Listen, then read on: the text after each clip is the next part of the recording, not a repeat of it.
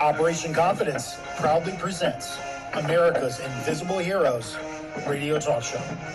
Tune in weekly on Sundays, 2 to 3 p.m. Pacific Time with your hosts, Consuelo Mackey, U.S. Army veteran and co-host Matt Davison, announcer Taylor Marcella, and Brooke Gadesi, U.S. Army veteran and entertainment segment host Charles Whitehead, Veterans and Legal segment host, attorney Danielle Sherrod, U.S. Army Veterans and Lifeline for Women Veterans segment host Martha Elena Varela, Veterans in Recovery host Anthony Akinpora, and U.S. Air Force veteran and Incarceration to Success segment host Kevin Lewandowski.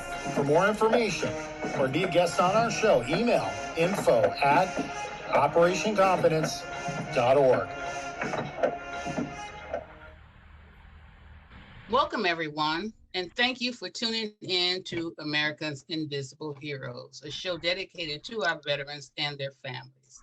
Yes, I'm your host, Consuelo Mackey, Executive Director of a grassroots nonprofit organization called Operation Confidence.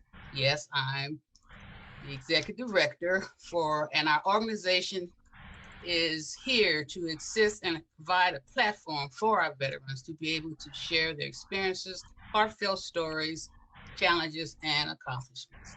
American Invisible Heroes is making a headway for our veterans.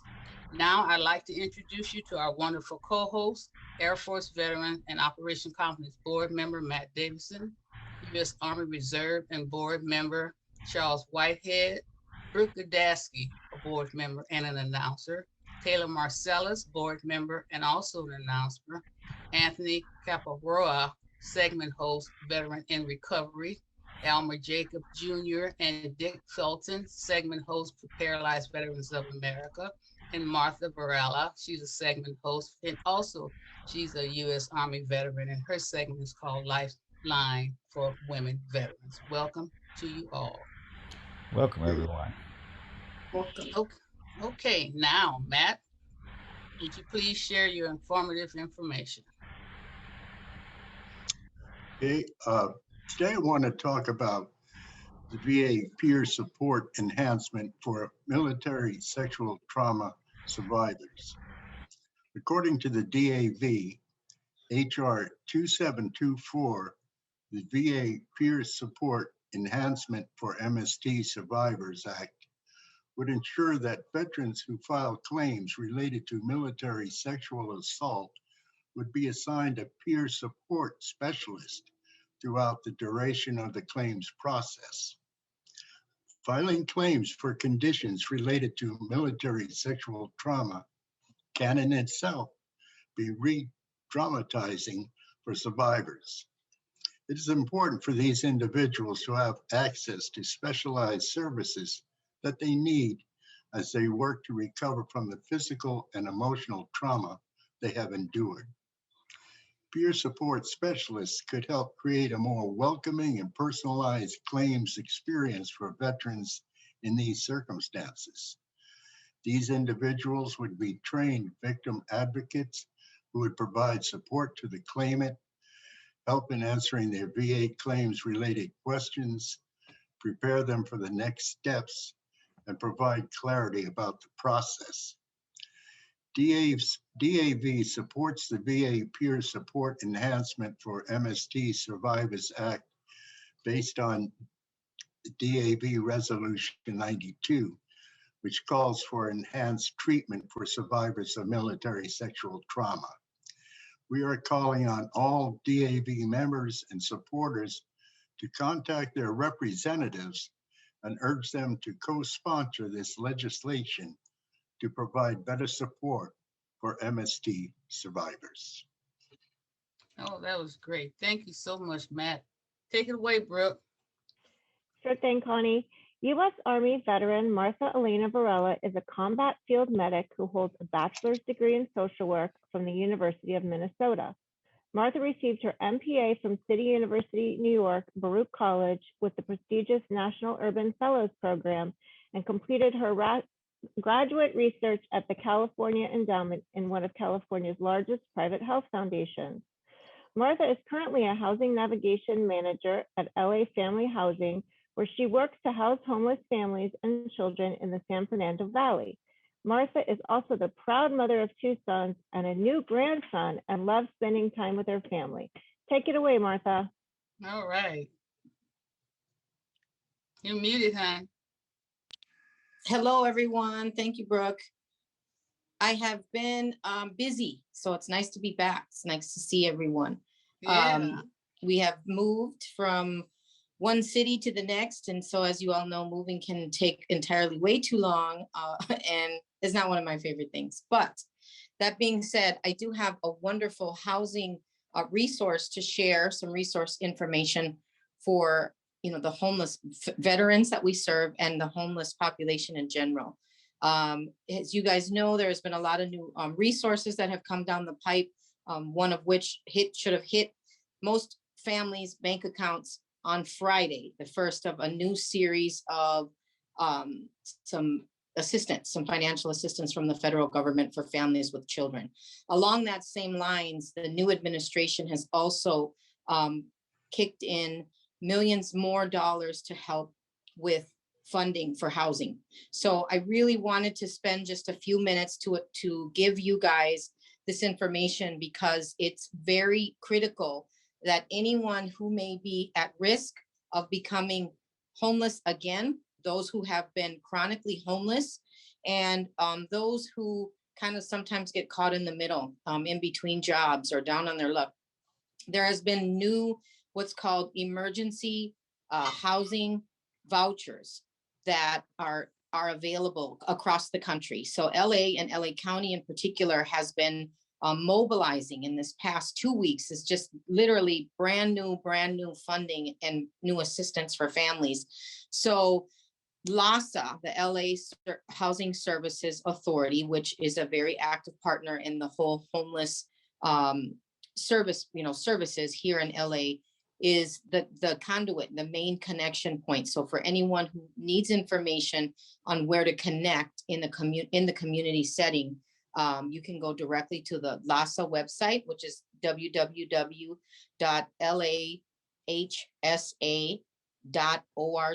Again, www.lahsa.org.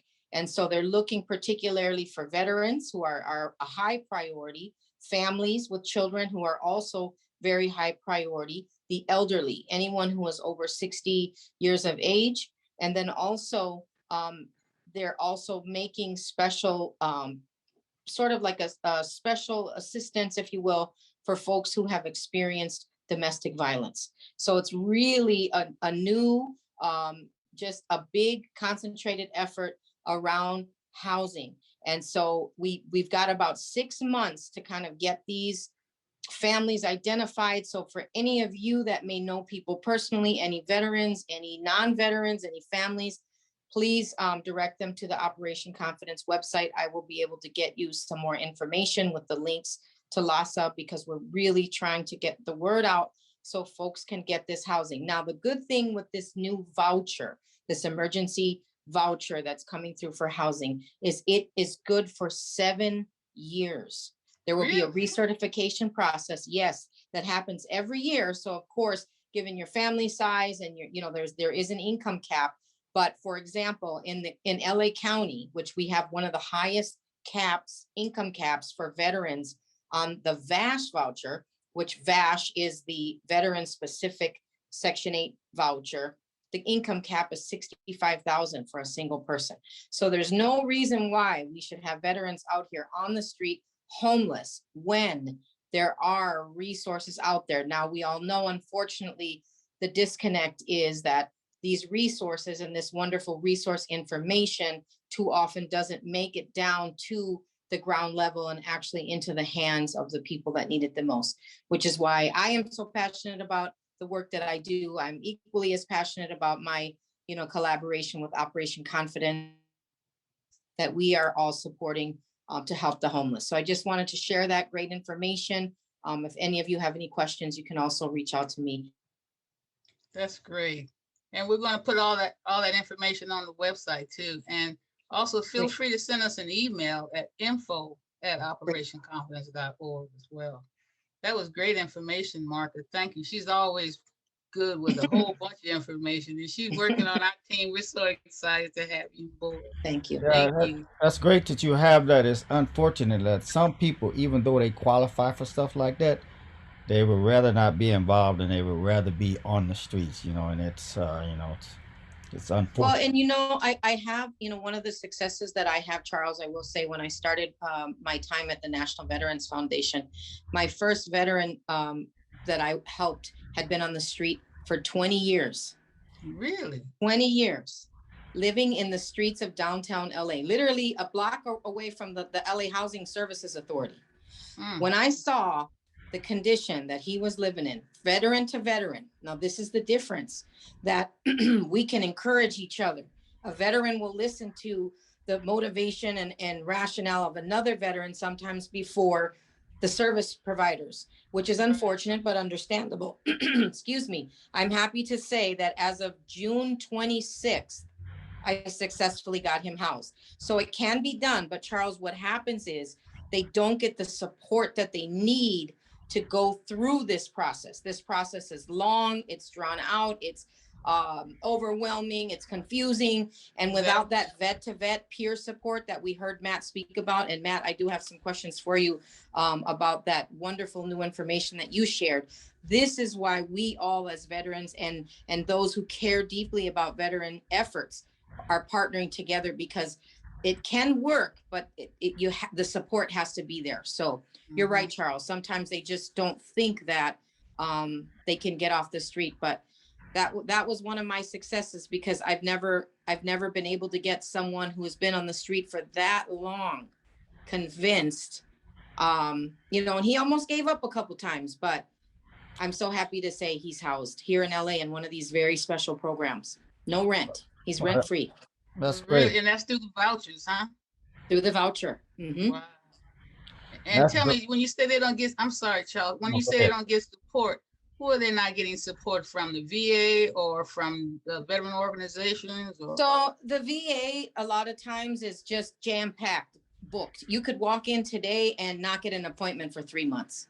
Okay. Well, when you're homeless and you're on the street, 3 months is entirely way too long to be waiting to have to come back. Now, the other avenue to get one of these vouchers, both veteran and non-veteran, is through the community. So the community has, like our fellow member Kevin worked for Volunteers of America along with myself. They are also a big nonprofit that's contracted with the VA to provide these vouchers. So you can go in through the Salvation Army, Volunteers of America, DAV. There's other groups that can help, but unfortunately, they're overwhelmed, they're underpaid, the need is greater. And so again, you get kind of caught up in this system that's not really set up as efficiently as it could be. So that's been a goal of mine, to try to help, grab a veteran, put them under my wing, and guide them through the process. Because the blessing for me was I was homeless when I came to LA. Never in a million years did I anticipate being homeless. I have a master's degree. I'm a homeowner in Minnesota. I've got, 3 different, career paths. It can happen to anyone. And I firmly believe this is we have to help each other through this process for that same reason. Now, I was very fortunate to have top-notch case managers where they were just combing the streets looking for veterans in need and veterans with help. Never once did I know anything about these resources until I came here to Los Angeles. And since, I was blessed to have had such wonderful case managers and support staff, I'm committed to doing the same for others, because I see the difference. It's the difference between helping a homeless veteran get into housing or a homeless veteran living on the streets yet another year and another year. So it can be done, but it's a lot of prayer. It's a lot of support. The peer-to-peer, vet-to-vet model, in my opinion, hands down, is what makes a difference. And so it's just exciting to be here to help join in the efforts to help, keep continuing to help find these veterans and help get them into housing. Well, I agree think with what you. you're doing is great. I'm sorry, Charles. Go ahead. Last week we had the former VA secretary on as a guest, And that was the first thing that, well, my only question I got to, at least a statement. I was like, the VA system is really messed up. And, and I told them, example, somebody can go and get their leg blown off in war and they go to file for disability and they get denied the first time automatically. That's Yeah, crazy. That is crazy. yeah. And I understand And how.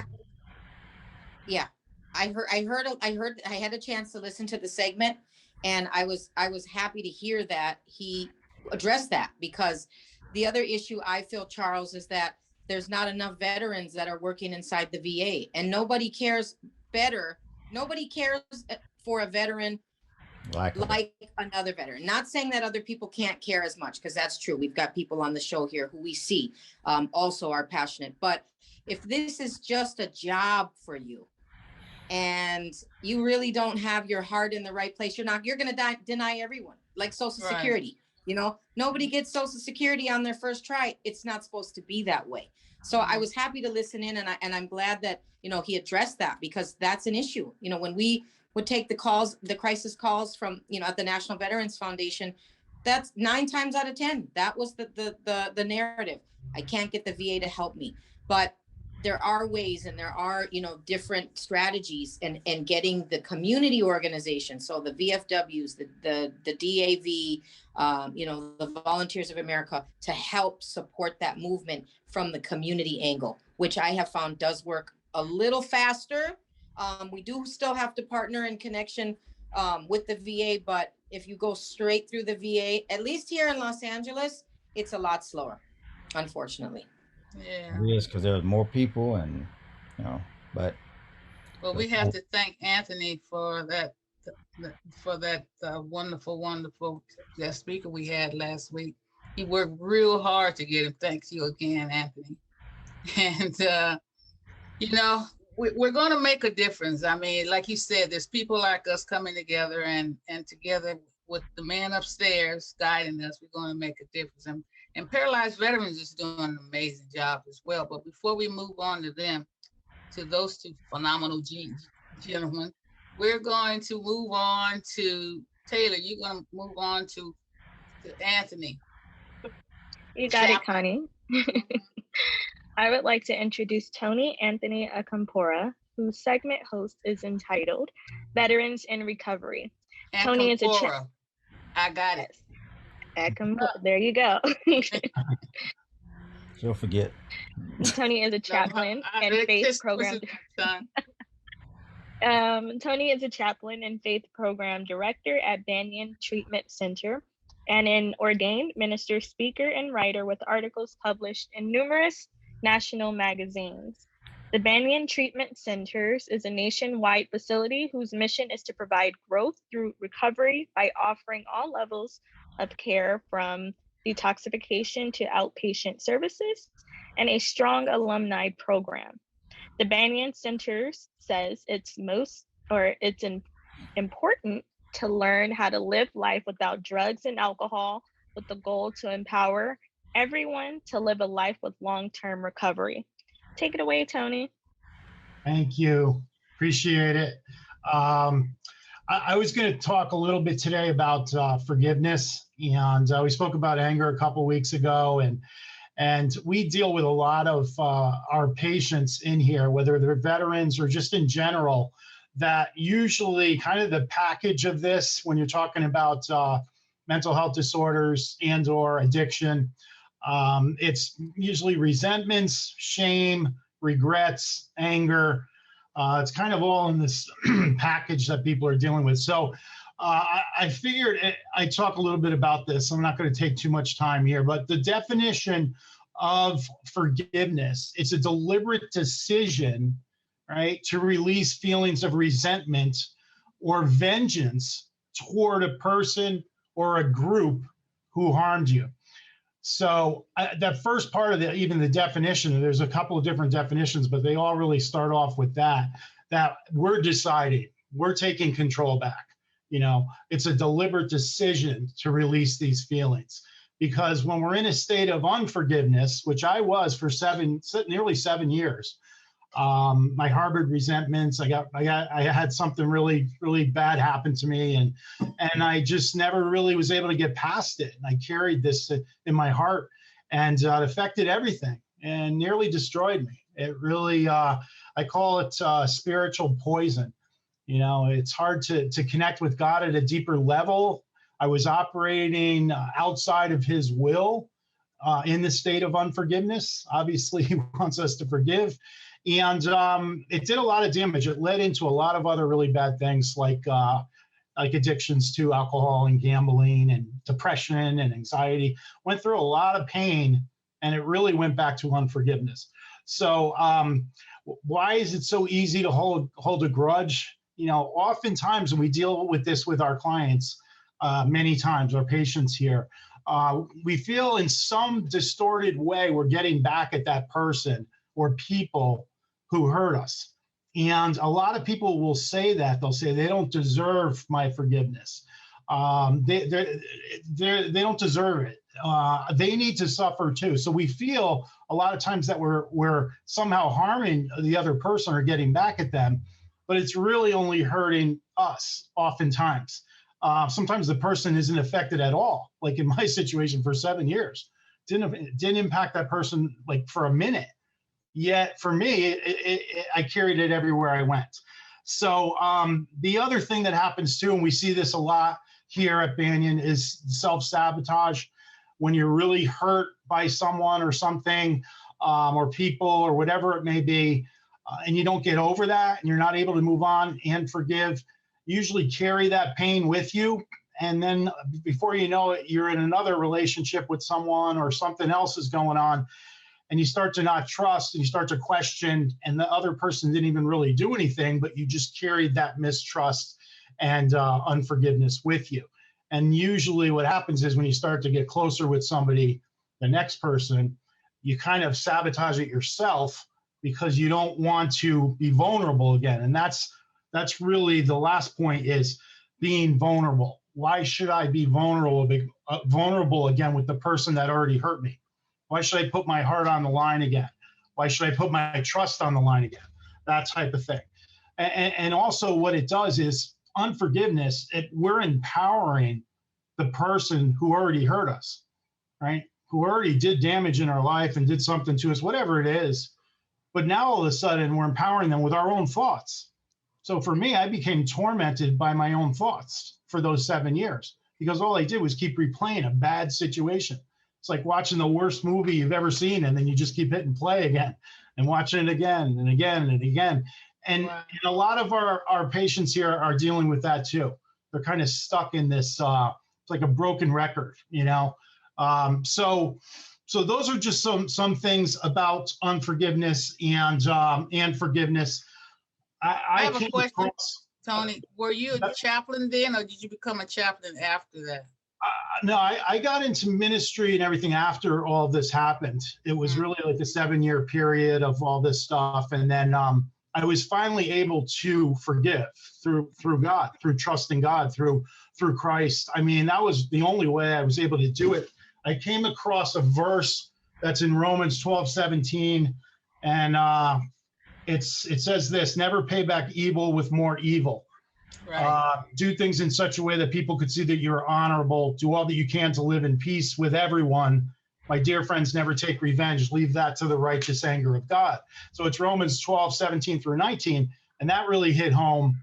And that I started reading the Bible more and more, and I started letting that stuff sink in. And then I started to pray a lot and ask God to help me to be able to forgive, because I could not do it on my own. I demonstrated that for 7 years. So it was really like kind of coming out of like almost like a prison in my own mind with this. I took it everywhere I went. And when I was finally truly able to forgive, man, what a difference. What things started to change. And God started to open up doors for me. And it's just been absolutely incredible. As bad as those 7 years were, the last 7 years have been the exact opposite. It's, I mean, just absolutely incredible. And being able to serve him, God, in a position where I'm trying to pull from my experiences to encourage others that are going through similar things. So it's really awesome. And a lot of it has to do with our veterans now too. We're almost at 100 that we've had in Banyan since we started this now. So I was going to just end with this. This is, I usually. Take your time. We don't have to rush. Okay. I want to end with this. I don't know if you can see it. Let me put it up to this. Yeah. It's pretty gross, but. Oh yeah, I've seen that. It's a saw and a snake, right? And this is I think the essence of unforgiveness, because I lived this for 7 years. And here's the story behind it. It says there was a snake that crawled over a sharp saw and was cut, right? In its anger, the snake wrapped the saw with its thick body and proceeded to squeeze the life out of the snake. So he thought, right? With each angry squeeze, it felt more pain, but continued because it wasn't going to let that saw get away with the pain that it caused him, right? The snake, refusing to let go of the saw, eventually died, not knowing the whole time he needed to let go of the initial pain and focus on its future and where it was going. Instead, the snake unfortunately lost its life and didn't even see it coming. Control your anger, forgive those who hurt you, and don't give people or things power over you. It could ultimately kill you. So that's the little story of this guy, the snake, and the saw, right? So I saw it one day and I was like, wow, man, that really hits home, because that's kind of how I operated for a while. And, God is absolutely amazing. His grace, his mercy, his love for us, his not giving up on us. He's in the restoration business. And, I'm just so grateful and so blessed that he didn't give up on me. And that's the other thing that a lot of our patients think they're too far gone. They drifted too far away from God. They rejected him too many times. And we start talking about Christ, and we start talking about who he surrounded himself with and his teachings. And they're like, I didn't know that. I thought they were waiting to throw me in hell. I thought God hated me and this and that. And it's almost like kind of a light bulb goes on when you start talking about the teachings of Christ and God's forgiveness. And so that's kind of what we do here at Banyan in this faith program. And it's really a blessing. I have a front row seat to see these genuine transformations of the heart that happen here. And it's only God that's doing it. It's the Holy Spirit working through people. I can't do it. I don't have the capacity to change someone's heart. I could give them the information. I could share my story and stuff, but I just don't have the ability. And so that's why it increases my faith on a daily basis, because I have a front row seat to watch God work in people's broken, hopeless lives that are restored. So that's all I have. Well, that's absolutely wonderful. And it's so touching what you shared too, and your own experience. Now, how does your experience help veterans who've gone over and fought in war and came back distraught? Because they need that mental counseling as well. Some of the trauma they've gone through. It may not be that they are needing forgiveness, but they want to know why they're being treated this way. How does that help? Well, sometimes they need to forgive themselves. I've dealt with, I always go back to this one guy, and he's going to be leaving soon, but I'm going to give him our big Bible. It's a big, large print Bible. We have a couple of them, and I'm going to just get another one, because this guy sits there with this. Now, again, when this guy came in about 6 months ago, right? Veteran? Yeah, the veteran. He fought in Iraq, and a lot of traumatic things, everything. Wanted nothing to do with God. I used to go and do groups in Boca. That's where our detox is, and he was there at first. He would start screaming, yelling. He hated God. He hated everything, man. It was really, and then he came here, and he was like that for a couple of weeks. And this guy, he's our prayer leader. He leads the group in prayer in the morning. He won that. We have a biblical trivia contest once a month, and he actually won it. Right. And he's in love with reading like the Psalms and Proverbs. Like he can't get over it. He's so focused on that. So oftentimes they need to forgive themselves or others. And it's really some of the things that some of our patients, not even veterans, are going through. There's so much trauma, so much abuse, so much loss, grief, that it's in a way it's similar, depending on what they were dealing with. It's just like I said, there's kind of like a package of addiction with what we deal with, and a lot of it is it's the common denominator is pain. They're almost all hurting. They're broken in spirit. Some of them are they lost their sense of purpose, which once that happens, usually losing hope is not too far behind that, and they're hopeless. And so that's why they'll come into our faith program, because they've been to many different treatments before, and they're like, I got to try something different. So it's just, the forgiveness aspect, it's kind of across the board with whoever it is. There's almost always that people that have resentments, mainly because people that aren't experiencing this type of stuff don't understand it. And when you're dealing with the brain and mental health disorders and trauma and PTSD and all that type of stuff, most of the time people invalidate that. You look okay, you're fine, you just want attention. Where's your faith? You hear all these things, and then you pick up resentments against those people, and they're usually like your family and close friends. They're not doing it to hurt you. They just don't know how to deal with it. They don't know what to say. So they usually say the wrong thing. And then they pull back and they don't say anything. And so then you have resentments there too, and unforgiveness. So it's kind of across the board, whether it's veterans or just in general. It's a real common topic. Martha, you experienced some of those same issues as well, right, with some of your clients?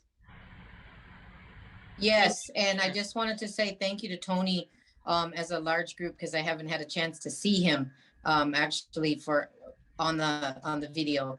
But Tony and I actually work behind the scenes, and again I wanted to say thank you to Tony.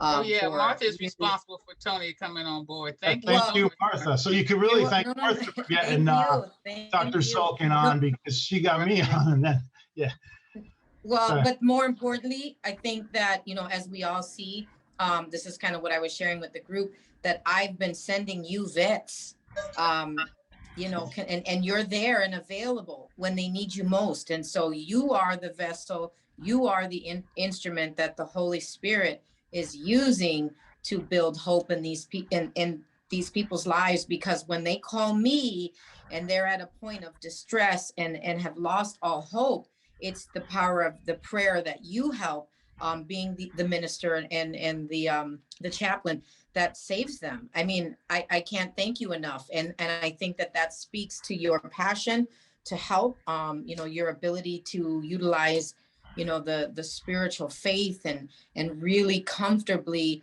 incorporate that. Because like you said, sometimes people aren't willing to receive the message. And yes, Consuela, to answer your question, particularly with the female veterans, I have one texting while we're on video. She just recently found out she's been diagnosed with cancer.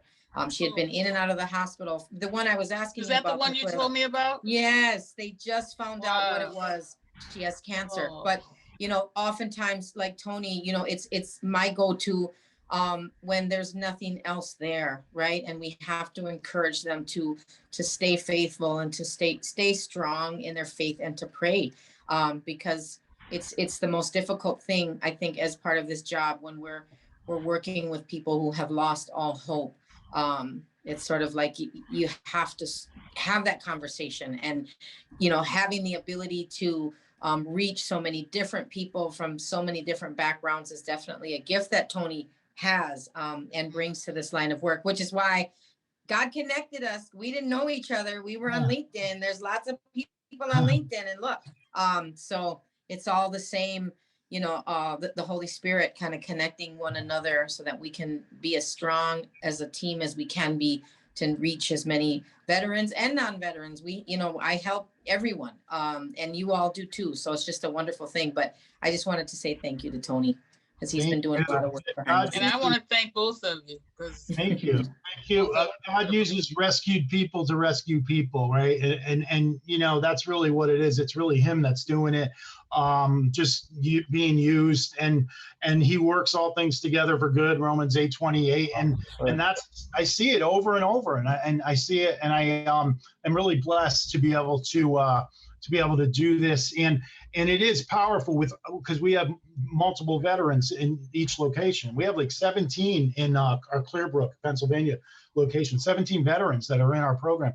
So that is so important and so powerful, that camaraderie, like you said. I mean, they're able to connect with each other, just like the people that are in active addiction and coming out of it or dealing with mental health disorders. There was a guy on the other day said, I'm able to let my guard down because I realized my situation is not unique to me.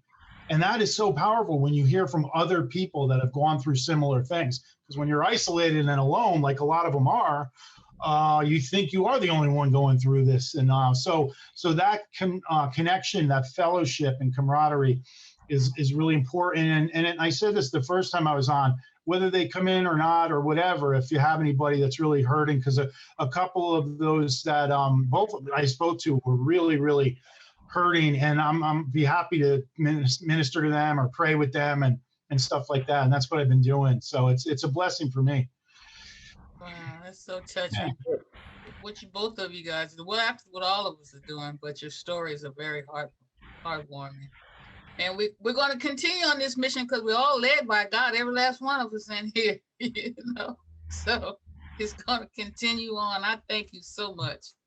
Okay, well, we got our third wonderful segment. And Charles, you're going to introduce our both host and sponsor, Elmer Jacobs Jr. He's the president of Paralyzed Veterans of America, and Dick Fulton is executive director. Welcome to you both. You take it away, Charles. All right. Well, first of all, let's talk about the PVA being a great organization. These two guys are, it's just wonderful to talk about them. First, Elmer Jacobs. Let's talk about him. Elmer and I met at our church. So, but aside from that, it was a blessing that we met. So, Elmer was a 2-year Marine Corps Vietnam War veteran. He has a passion for helping and serving fellow veterans. He's an advocate to secure the care for veterans with the most catastrophic and acute medical needs. Elmer was elected president of the Paralyzed Veterans of America California chapter in 2019. And then there's Dick. Dick, when I met Dick, he had on the craziest looking Christmas suit, but you know what?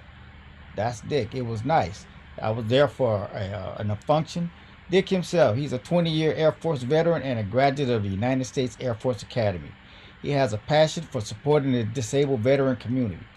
Dick was hired as the executive director for the Paralyzed Veterans of America California chapter in September of 2019.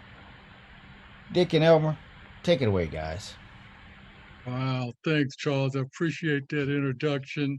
And it's always good to be here on this LA radio talk show to try to share the word of what we're doing for our veterans. And before I get started, I got to say thank you, Anthony and Martha, for what you're doing. Uh, what a great service. And definitely, it takes a village out there, you guys, to help these veterans out there. They're dealing with a whole lot of different issues.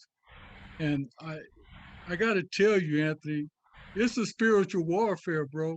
Oh, yeah. And those prayers will make a difference in those guys' lives. So keep up the good work. And Martha, man, we got to talk to you a little more about. We got a couple of members who are homeless who we know need some help getting into a home. So Dick, we're definitely going to be reaching out to Martha a little more to try to get those things set up for our members. Absolutely. I would love to help. Thank All you. right, great. And so with that said, it's an honor to be here on Operation Confidence, American Heroes. Dick and I, we are honored to be here, and we're excited because we have a lot of things going on in our chapter. We're off to a new fiscal year. Our fiscal year goes from the end of June to the 1st of July, and we just put aside a big budget to help our members coming out of this COVID pandemic. And man, things are opening up here. And we're excited about getting our members out there to do different things. I signed up for the National Veterans Wheelchair Games. It's going to be in New York next month. That is probably the first event that I will be participating in since the pandemic, and we're looking forward to it. We're going to New York on the 10th. Actually, the games start on the 6th, and they're divided the groups up into two groups. 150 veterans are going out there. 75, actually, 300. I'm sorry. 150 in the first group and 150 in the second group. I'm part of the second group who will be going from August the 10th to August 15th. I signed up to participate in basketball, wheelchair basketball.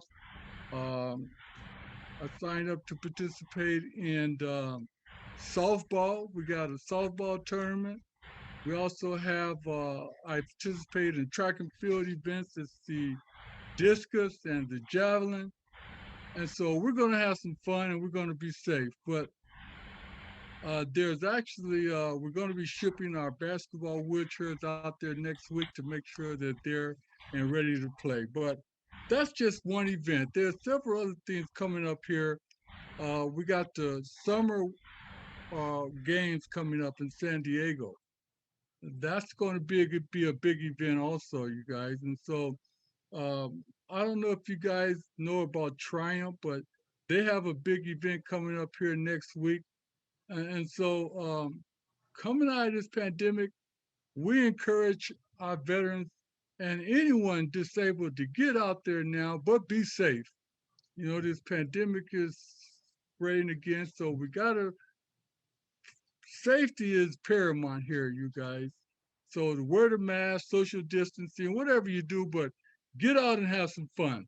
And with that said, I'm gonna let Dick say a few things here. Yeah, no, we're excited to get our guys out. I mean, you know, we do a lot of different things. We're large advocates. Pretty much any of the major disability laws have been passed. PVA was at the forefront of those, from the ADA to the Air Carrier Act that recently passed, mandating that the wheelchair access on airplanes. Handicap parking was a PVA initiative back in the day. So many things. We're huge in the advocacy world. Sports and recreation is a big aspect. We're trying, like Elmer was talking about, we want to get our members out. You know, you want to, even if you're in a wheelchair, you want to stay active. You want to get your body as active as possible and stay fit. If you're seated the whole time, you have a ability to just think about yourself. If you're sitting down all the time, not getting much, you can gain weight and stuff. So you gotta keep working so that you can be an arm wrestling champ like Elmer and Charles. And they're always out doing stuff. So they realize the importance of staying active. And we try to make sure that we help our members stay active by offering them each up to $2,000 a year to get out and do things that they want to do. If they want to go fishing, hiking, biking, skydiving, go visit friends in different states, skiing in the wintertime, wheelchair games, whatever, we kind of like whatever puts a smile on your face, we try to get our members out and doing stuff. So sports and recreations is a big aspect with us.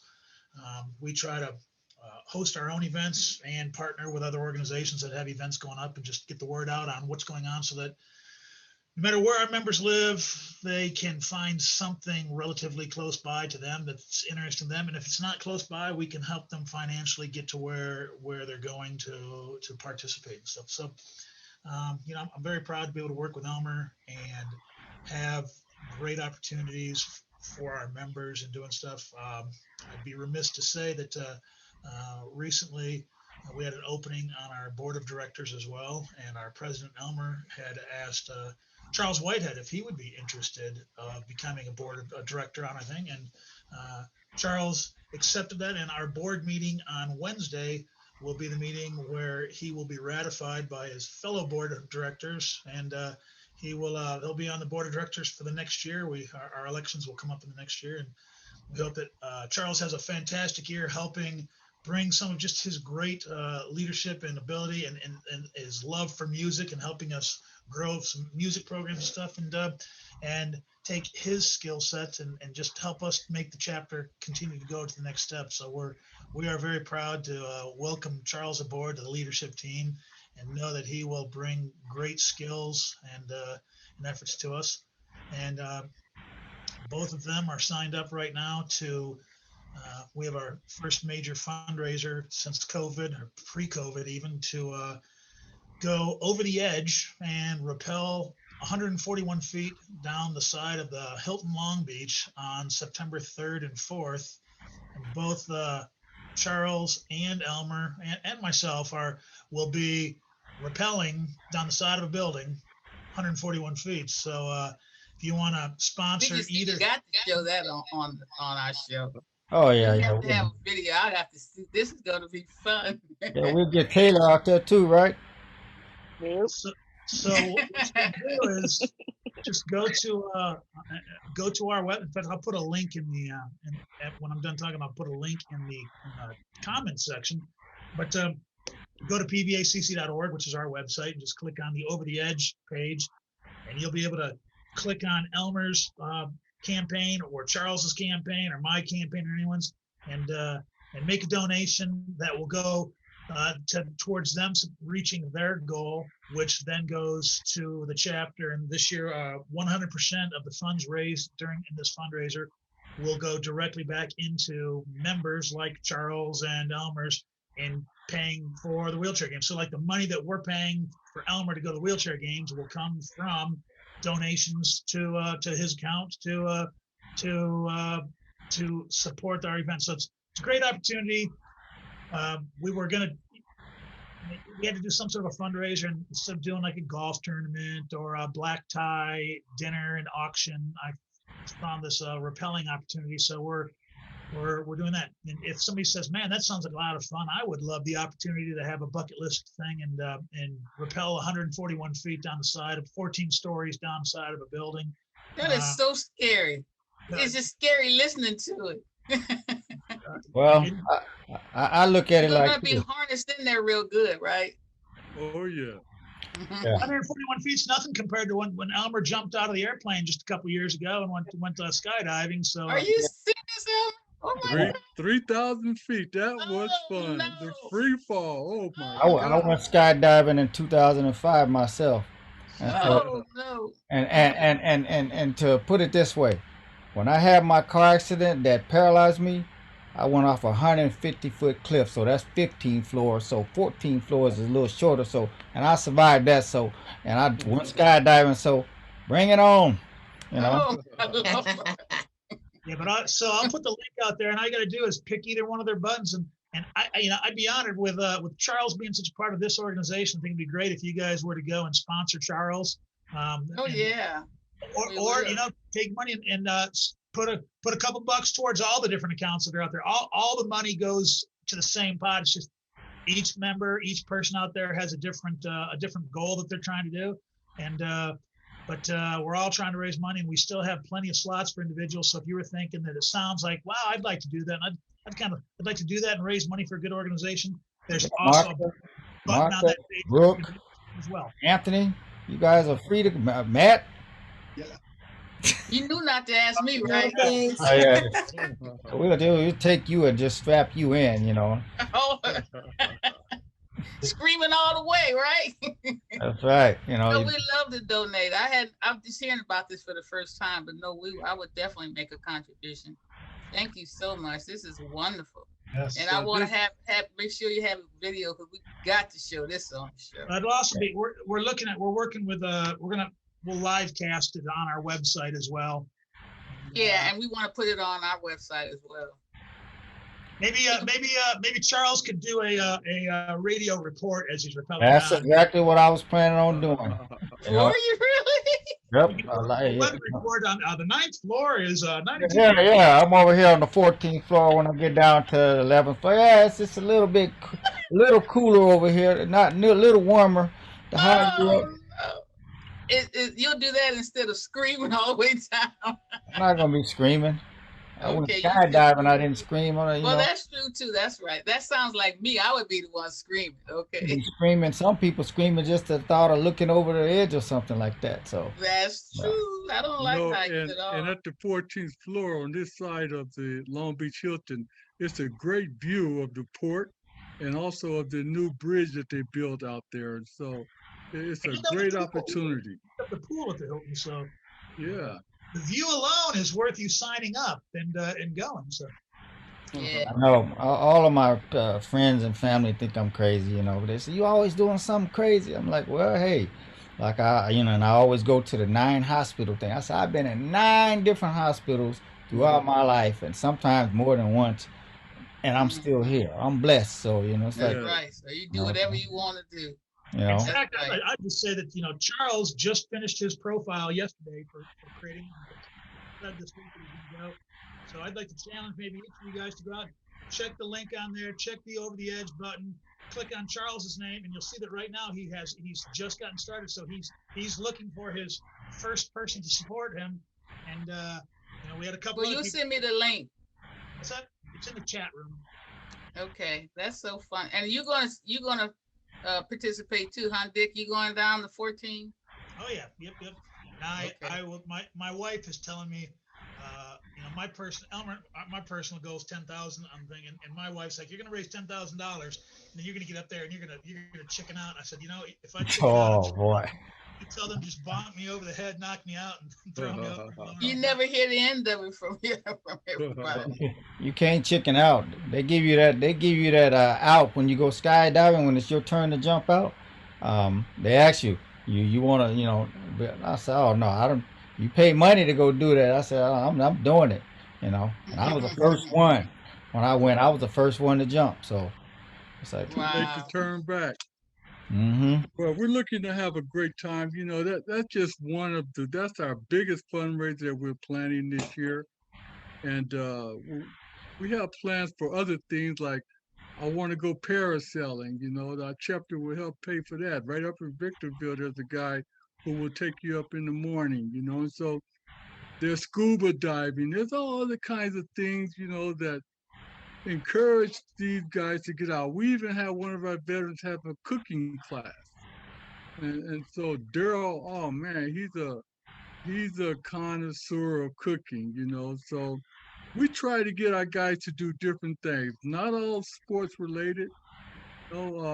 Whatever you like to do, we want to support and put a smile on their face. That's the bottom line here. And Elmer, as of today, this is American Invisible Heroes show. We're no longer with LA Talk. So this is our own show. We're so happy, and we want to say that now we can show videos like you were talking about the gentleman that with in paralyzed veterans that does crocheting. We want to show him. We Yeah. want to show the gourmet cook that you spoke about. We can have Charles to do a video clipping of what he's doing and really highlight what some of our guys and what our service women are doing out there. So And we're really quick, excited about that.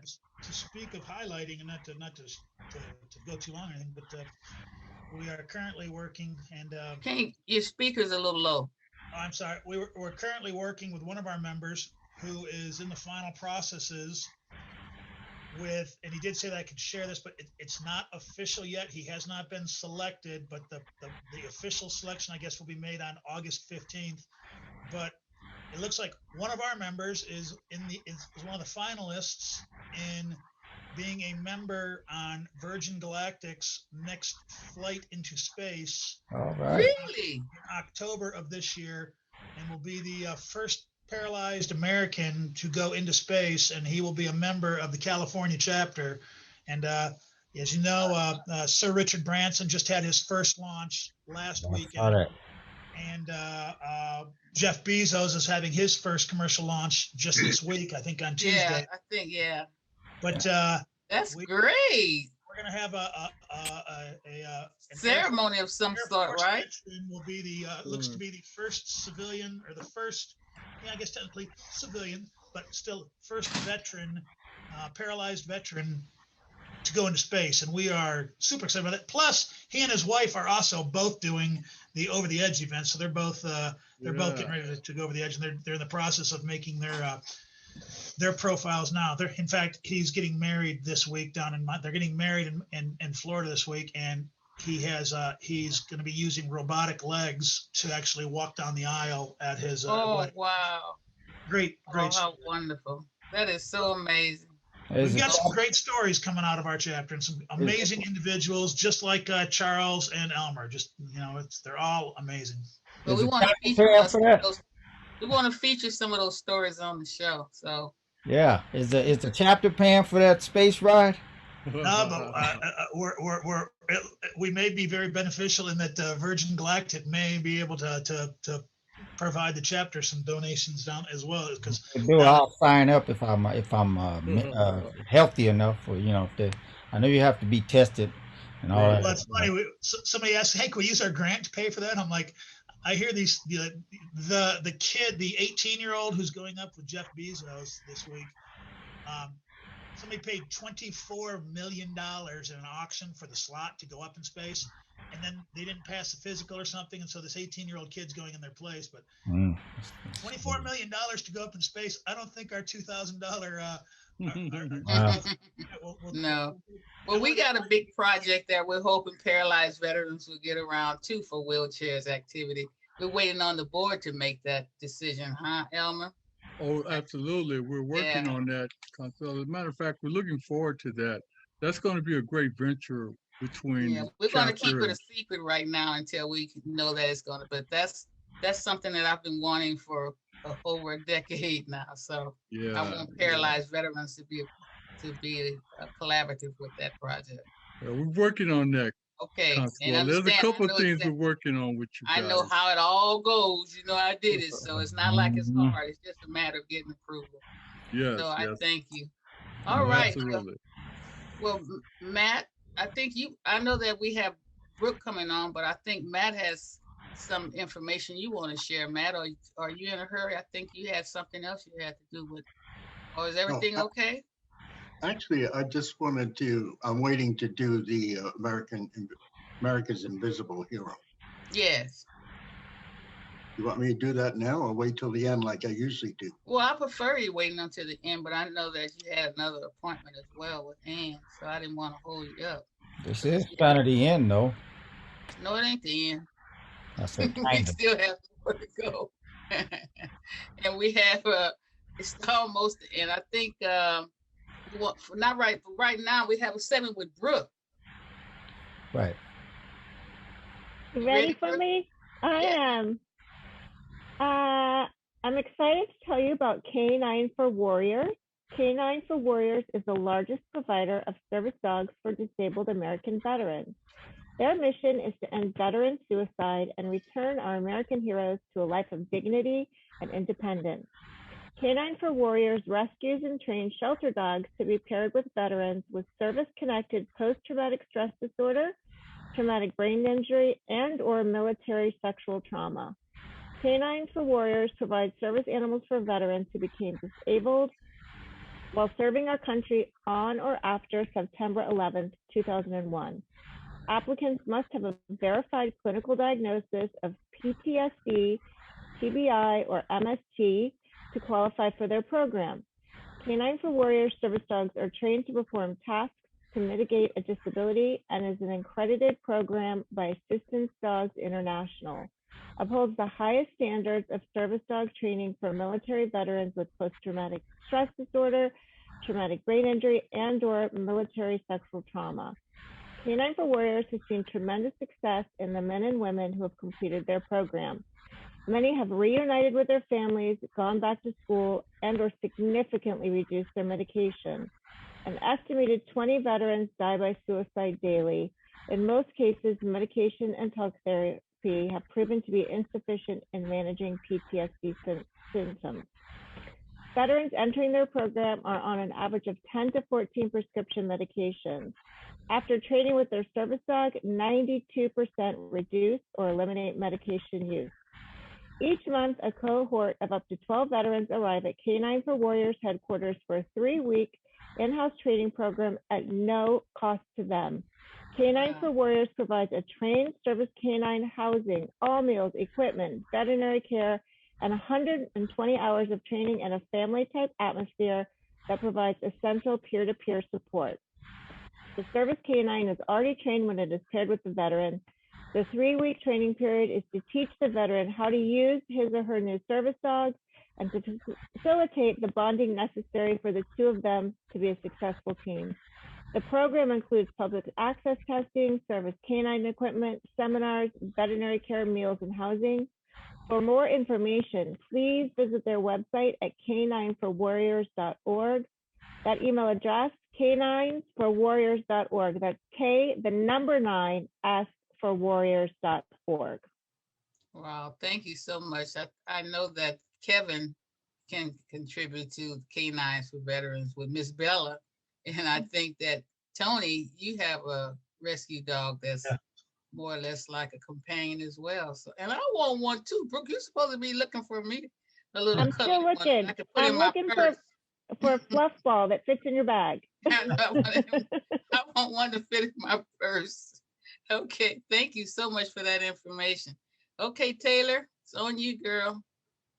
Employment discrimination based on a veteran or a civilian with a disability is a violation of California state and federal law. And in most cases, it is unlawful for an employer to discriminate against an applicant because of his or her physical or mental disability. Here are some useful tips for employers to keep in mind when interviewing and hiring individuals with disabilities. An individual can disclose their disability. However, the employer does not have the right to ask you about your disability during the hiring process before a job offer is made. If the individual decides to voluntarily disclose their disability, they have the right to share as much or as little about their disability. The individual has a right to request legitimate and reasonable accommodations to successfully perform their essential job duties. Once an employer has hired someone with a disability, that's when the real work begins. Employers should create an inclusive environment. Don't focus on the limitations of the person, but rather highlight the individuality of a person and their unique qualities and what they bring to the company or organization. Employers should raise awareness, celebrate all the differences that we have, and utilize that to foster an inclusive environment. Welcome those with disabilities a seat at the table, trusting that their opinions and ideas are appreciated and valued. Create advisory groups to incorporate in these companies and organizations for educational purposes, and create dialogue to remove the stigma employers and employees have regarding those with disabilities. Employers should keep in mind to get the best and most qualified employees, look into partnering with community organizations that specialize in job training and placement for individuals with disabilities. Employers have to be willing to listen and be able to identify and address their own personal biases towards individuals with disabilities. Collectively, employers need to celebrate the differences, celebrate the contributions, experiences, and the impact that individuals with disabilities bring to the workforce. This will improve overall productivity and promote a better work environment, fostering inclusivity. Employers champion for those with disabilities to help change the narrative. Now it's time to hand it back over to Matt to acknowledge a special American Invisible hero. Take it away, Matt. Well, actually, this is a Scottish invisible hero. And Mad Jack may have donned the Scottish bagpipes to fight in World War II, but Sir Tommy McPherson had the guts to go full Braveheart on the battlefield, sporting a kilt while he raised hell with the Scottish commandos. Nicknamed the Kilted Killer, McPherson, of flashy battle attire and relentless tenacity, earned him a 30,000 franc bounty on his head for whichever German could kill him first. Amazingly, McPherson made it through the entire war despite the Germans' determination to take him out. He even orchestrated the surrender of 23,000 German troops at the Das Reich headquarters by bluffing that the Royal Air Force would unleash hell if they didn't cooperate. In reality, McPherson was alone, and the RAF had no idea he was there. But he still managed to convince German General Otto Henning Elster to give up his men and vehicles. McPherson walked away from World War II as the United Kingdom's most decorated living soldier in history, earning the Military Cross for his escape from Nazi prison camp in Poland, a papal knighthood, and 2 bars for his valiant and unusual service. And that's the story of the Kilted Killer. All right. That was great. You always have such wonderful information or something really good to share. Thank you so much, Matt. Sure. Well, okay. Well, we are winding down now, sort of here. I think Tony has something to say real quick. Yeah, so this is the lineup for the reception, August 26th, for the America's Invisible Heroes in support of disabled homeless veterans. There's going to be some really good speakers there. You have Jet Session from Capital Holdings, Roberto Nardi, who's a world-renowned architect, and that's where it's going to take place at his location on the 26th. Judge Herbert, Operations Confidence board member, and Matt's going to be speaking as well. This is also open on Zoom, so it's going to be in person and also on Zoom. And again, it's Thursday, August 26th, and it's in LA, and it's at Roberto Nardi's offices in the garden on the back of his office. And so that's that. And yeah, August 26th, Thursday, 6 to 9. This is an Operation Confidences event, by the way. So we're real excited. This is going to help us to get support and raise funds for our housing project. We want everyone to participate, please. We'll be sending out more information on Save the Date and ask you to please put the word out for us. And I hope Elmer and Dick would at least come on via Zoom and say a few words. That would be great. Think about it. We really need you. You got both of you muted. Okay. And Matt, you're going to be there. So, okay, well, we're letting Brooke take over now. We're winding down, and I thank you all for being here today. Take it away, Brooke. I'd like to remind our listeners about our amazing advertisement rates. We have 20 and 30-second advertisement slots available. Please email info@operationconfidence.org for more information. That email address again is info@operationconfidence.org, and visit Operation Confidence's website at www.operationconfidence.org, our resource page for some amazing resources. Also, check out our online store on our website. All items sold, such as t-shirts and sportswear, 100% goes directly to Operation Confidence Housing Workforce Development Building Fund. Okay, thank you. It's on you, Taylor. Muted. Also, I would like to inform our viewers and radio listeners about Amazon Smile. When making your next purchase on Amazon, please go to Amazon Smile and type in Operation Confidence in the Choose Your Organization donation box. Amazon will make a small donation to Operation Confidence. Okay, thank you so much. Well, that's about it. So we want to thank you all for tuning in today. And I think we're going to be ending with our sponsors video. Take it away, Charles.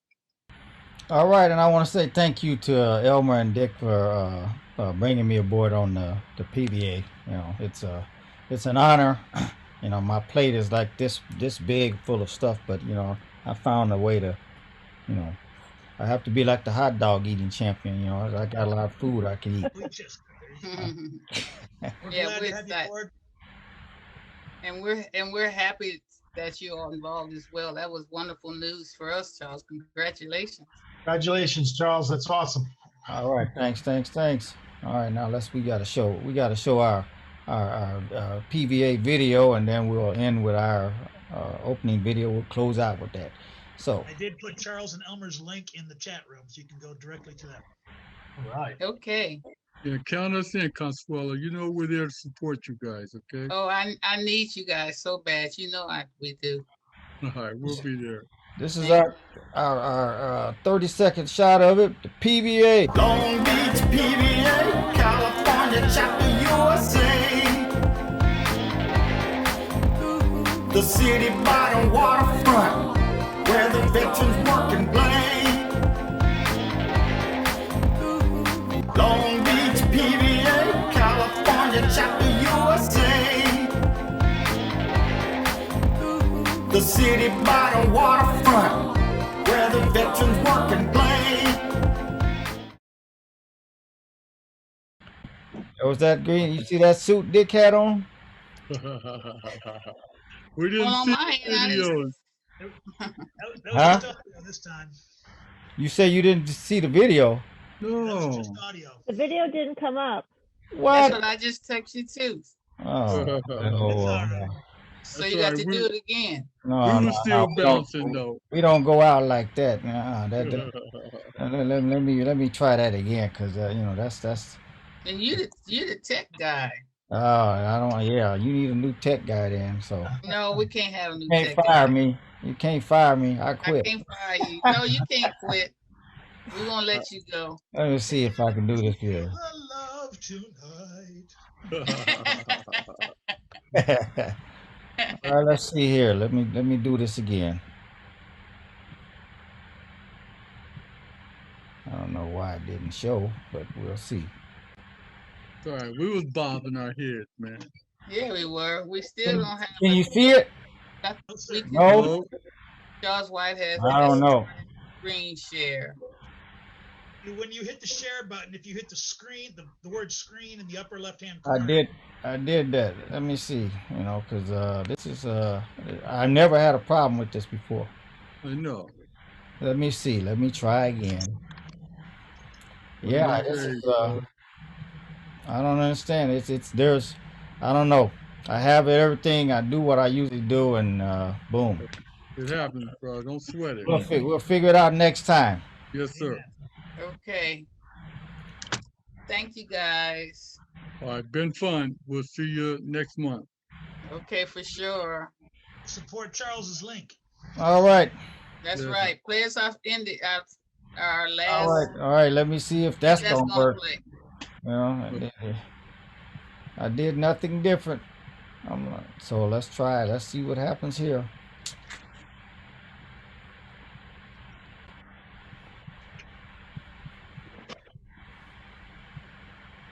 Can you see that? Yeah. Something wrong with that video. I'll fix it, whatever it is then. Operation Confidence proudly presents America's Invisible Heroes radio talk show. Tune in weekly on Sundays, 2 to 3 p.m. Pacific time, with your hosts, Consuelo Mackey, U.S. Army veteran and co-host Matt Davison, announcer Taylor Marcella, and Brooke Gadesi, U.S. Army veteran and entertainment segment host Charles Whitehead, Veterans and Legal segment host, attorney Danielle Sherrod, U.S. Army Veterans and Lifeline for Women Veterans segment host Martha Elena Varela, Veterans in Recovery host Anthony Akinpora, and U.S. Air Force veteran and Incarceration to Success segment host Kevin Lewandowski. For more information or to be a guest on our show, email info@operationconfidence.org. Okay. All Thank right. you Well, all. we usually have the ending. I get to do my right now. You know, so that's it.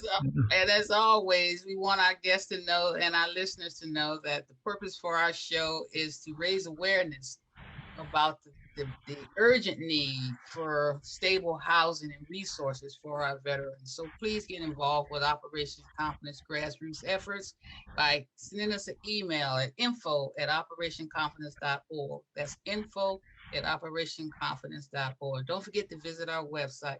Thank you so much and love all of you guys. Thank you for coming on the show today. All right and now. Everybody be safe. Bye. Bye-bye. Bye, Bye. guys.